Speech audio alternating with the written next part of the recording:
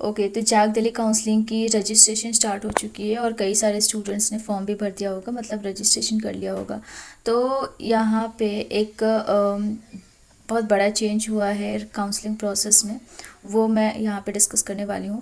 इससे पहले एक वीडियो आया था, अगर आपने वो देखा होगा, वहाँ पे मैंने स्टेप बाय स्टेप आपको समझाया कि कैसे काउंसलिंग होती है और कौन कौन से केसेस होते हैं और उन केसेस से कैसे आप डील कर सकते हो।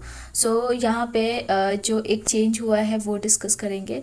बाकी काउंसलिंग से रिलेटेड डाउट हो तो वो आप हमें कमेंट करके पूछ सकते हो, ठीक है। सो सबसे पहले तो आपका ऑनलाइन रजिस्ट्रेशन होता है। 1500 आपकी नॉन रिफंडेबल फ़ीस रहेगी, मतलब ये रजिस्ट्रेशन चार्ज है, तो ये सभी के लिए है। बाकी ऑनलाइन आपका रजिस्ट्रेशन होगा। रजिस्ट्रेशन करने के बाद जो प्रोसेस है वो हम देखें तो वन बाय वन सारी चीज़ें इस ब्रोशर में है, आप इसको चेकआउट कर सकते हो। सो सेकंड चीज़ आती है चॉइस फिलिंग की। जैसे रजिस्ट्रेशन हो जाता है तो आपको लॉगिन करना आता है एंड देन आप चॉइस फिलिंग करोगे। तो एलिजिबिलिटी को अगर आप फुलफ़िल कर रहे हो तो एलिजिबिलिटी के अकॉर्डिंग आपको सीट्स जो भी अवेलेबल रहेगा वो डिस्प्ले किया जाएगा, यानी कि कॉलेजेस। तो जितने भी 5 कॉलेजेस हैं उन सभी में से जो भी आप कोर्स प्रायोरिटी देते हो, लाइक बीटेक, बी आर्क, तो वो बहुत वाइजली आपको चूज़ करना है। वो आपका लास्ट डेट से पहले आप कभी भी एडिट कर सकते हो, लेकिन ये डेट आपको ध्यान रखना है। और चॉइसेस में ज़रूरी नहीं है कि आप अभी चॉइस फिल करो, फाइनल लॉक कर दो, ठीक है। थोड़ा सा वेट करना, और हो सकता है बाद में आपको कुछ चेंजेस करने हो तो वो भी आप कर पाओगे, ठीक है। बाकी ऑटोमेटिकली वो लॉक हो जाता है जैसे आपका डेट ख़त्म हो जाता है। चॉइस फिलिंग करने के बाद आपके सीट का अलॉटमेंट होता है, रिज़ल्ट डिक्लेरेशन होता है। सो रिज़ल्ट आपके लॉगिन में आ जाएगा, लेकिन जो कट ऑफ्स है वो वेबसाइट पे ही डिस्प्ले होगा। सो उसके बाद अगर आपको सीट अलॉट होता है तो आपको फिज़िकली रिपोर्ट करनी होगी। तो जो भी वेन्यू है, यानी कि जो भी यूनिवर्सिटी या कॉलेजेस है पार्टिसिपेटिंग, वहाँ आपको फिज़िकली रिपोर्ट करने के लिए कुछ डॉक्यूमेंट्स ले जाने हैं, ओरिजिनल प्लस फ़ोटोकॉपी, ठीक है।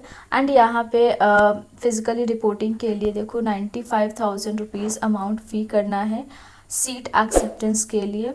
और ये अमाउंट पे करना विद इन टाइम बहुत ज़रूरी है, मतलब जो भी डेडलाइन है उससे पहले, अदरवाइज़ आपका सीट जो है वो कैंसिल होगा और आप फर्दर राउंड्स में पार्टिसिपेट नहीं कर पाओगे। तो फ़ीस पे करना बहुत ज़रूरी है, प्लस आपके जितने भी डॉक्यूमेंट्स हैं वो फिज़िकली वेरीफाई होंगे। तो अगर डॉक्यूमेंट्स में कोई डेफिशिएंसी होगी तो भी आपके सीट जो है वो कैंसिल हो जाएगा, या फिर विद इन टाइम उस डॉक्यूमेंट्स को अगर आप क्लियर कर लेते हो तो आपका सीट कंफर्म हो सकता है, ठीक है। तो ये सारी बातें आपको ध्यान में रखनी है और उसके अकॉर्डिंग ही रिपोर्टिंग करनी है। देन 95,000 आपका जो है ये एडमिशन फ़ी है, तो ये आपको रिफ़ंड तो नहीं होगा, लेकिन हाँ आपका जो एडमिशन फ़ी होगा, लाइक आपका जो कोर्स फ़ी होगा उसमें से डिडक्ट होगा। बाकी बैलेंस जो रिमेनिंग बैलेंस होंगे वो आपको फर्दर सबमिट करना होगा, ठीक है। और अगर आपका कोई डॉक्यूमेंट मिसिंग होता है, आपने एडमिशन फ़ी पे कर दिया होता है, तो आपको वो रिफ़ंड होता है विद इन 10 डेज़। सो ये सारी चीज़ें हैं और इसको वन बाय वन आप एक बार चेक कर लीजिएगा। Freezing of branch and institution branch upgradation, तो वही है कि अगर आपको फर्स्ट राउंड में सीट अलॉट होता है बट आप अपनी सीट से सेटिस्फाइड नहीं हैं, अगर सेटिस्फाइड है तो आपको फ्रीजिंग रिक्वेस्ट भेजना होता है। अगर नहीं है तो आप अपग्रेडेशन के लिए जाते हो, मतलब आप फ्रीजिंग रिक्वेस्ट नहीं भेजते हो तो इसका मतलब ये है कि आपको अपग्रेडेड सीट चाहिए, आप फ्लोट ऑप्शन के लिए जा रहे हो, ठीक है। आपका जो जैक दिल्ली काउंसलिंग है इसमें क्या चेंज आया है, बेसिकली इसमें 4 राउंड्स होते थे, लेकिन 2023 यानी कि इस बार से आपके 5 राउंड्स होंगे। और बाकी प्रोसेस एंड स्टेप्स के अंदर जितने भी एलिजिबिलिटी क्राइटेरिया है वो सारी चीज़ें सेम है, उसमें कुछ भी चेंजेस नहीं हुए हैं। तो 4 राउंड्स की जगह पे इस बार 5 राउंड्स होंगे। और जैसे कि first round and third round में आप फ्रेश रजिस्ट्रेशन कर सकते थे, इस बार भी आप फर्स्ट एंड थर्ड राउंड में ही फ्रेश रजिस्ट्रेशन कर सकते हैं। इनकेस अगर आप फर्स्ट राउंड में रजिस्ट्रेशन नहीं कर पाते हैं तो आप थर्ड राउंड के लिए एलिजिबल होंगे, और बाकी किसी राउंड में आपका रजिस्ट्रेशन नहीं होगा। लेकिन हाँ ये है कि आप थर्ड राउंड में अपने जो आपका प्रायोरिटी लिस्ट है उसे मॉडिफाई भी कर सकते हो। इसके बाद बात करते हैं फ़ीस स्ट्रक्चर्स की। तो कोर्स एंड कॉलेज के अकॉर्डिंग आपकी फ़ीस कितनी होगी वो सारी चीज़ें यहाँ पे गिवन है। NSCUT की अगर हम बात करें तो फर्स्ट ईयर की जो आपकी फ़ीस रहेगी बीटेक के लिए वो 2,29,000 है। सो 95,000 आपको एडमिशन के टाइम पे करना होता है जब आपकी फिज़िकल काउंसलिंग होती है उससे पहले।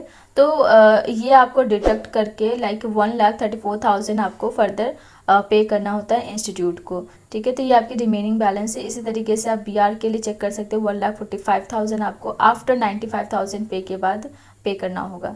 सो IGDTW में आपको 95,000 डिडक्ट करने के बाद बीटेक के लिए 37,500 है, और बीटेक प्लस MBA के लिए जो ड्यूअल डिग्री है इसमें 37,500, और PR के लिए 50,500। ठीक है, IIIT दिल्ली में 4,50,000 फीस है बीटेक की।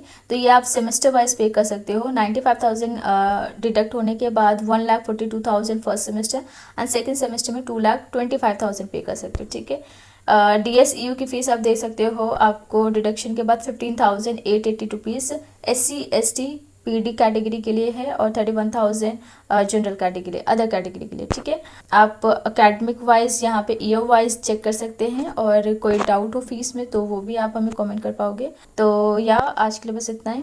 मिलते हैं नेक्स्ट वीडियो में नेक्स्ट टॉपिक के साथ। So thank you so much and take care.